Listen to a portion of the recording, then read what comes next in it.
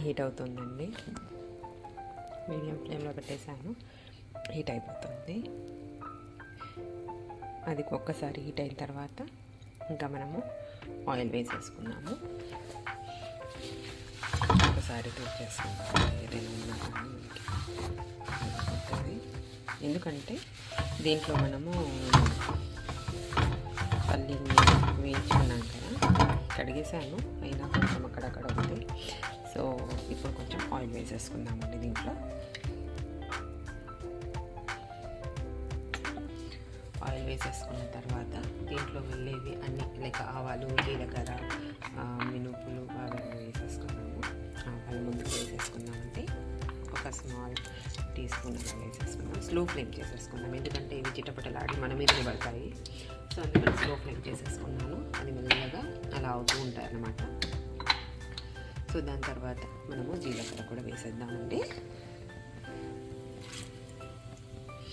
జీలకర్ర వేసేసిన తర్వాత ఇప్పుడు మళ్ళీ ఎండుమిరపకాయలని కూడా వేసేద్దామండి. అది కూడా వేసేసిన తర్వాత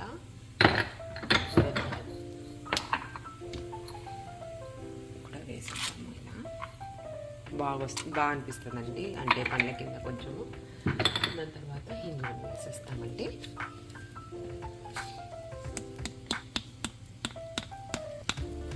హింగుని కూడా వేసేసిన తర్వాత అదొక రకమైన మంచి ఫ్లేవర్ వస్తుందండి. మీరు ట్రై చేయండి, చాలా బాగుంటుంది. సో ఇప్పుడు దీన్ని స్లో ఫ్లేమ్లో పెట్టేశానండి. అసలు మొత్తానికి స్లో ఫ్లేమ్లో పెట్టేశాను. ఇప్పుడు దీంట్లో ఒక్కసారి ఇలా కలిపేసుకున్నాము. కొంచెం మంచిగా అన్ని ఉరద్దాలు అవన్నీ మంచి కలర్, గోల్డెన్ కలర్ రావాలండి మంచిగా. చూడండి, ఎప్పుడైనా కానీ మీడియం టు లో ఫ్లేమ్లోనే మనము కుక్ చేస్తే మంచిగా టేస్టీగా అవుతాయండి. మనము హడావిడిలో ఉంటాము తెలుసు, కాకపోతే హై ఫ్లేమ్లో పెట్టేసామనుకోండి కొన్ని బయట తొందరగా కుక్ అయిపోయి లోపల అలా పచ్చిగా ఉంటాయన్నమాట. ఎప్పుడైనా కానీ మీడియం టు లో ఫ్లేమ్ టు మీడియం అంతే. ఇప్పుడు మనం దీన్ని మీడియం పెట్టుకోవచ్చు, ఎందుకంటే నేను ఇక్కడే ఉన్నాను కాబట్టి.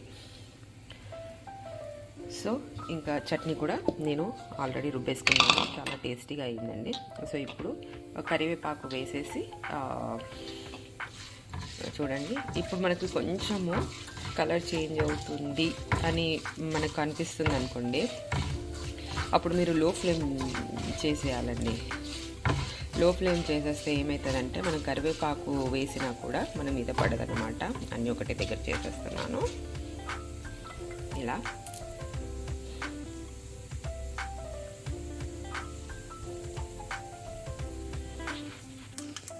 మంచిగా చిటపటలు ఆడుతున్నాయండి. ఇప్పుడు మంచిగా లో ఫ్లేమ్లో పెట్టేసుకొని ఇది ప్యాన్ అనేది ఇక్కడ తీసుకొచ్చుకుందామండి. తీసుకొచ్చుకొని ఓకేనా. ఇప్పుడు దీంట్లో కరివేపాకు అయితే మన మీద పడదండి, అది చూడండి.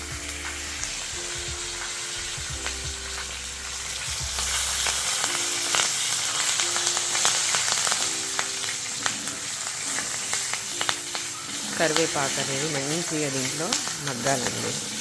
సో ఆ ఫ్లేవర్ అనేది ఆ నూనెలో, చట్నీలో మంచిగా వస్తుంది అన్నమాట.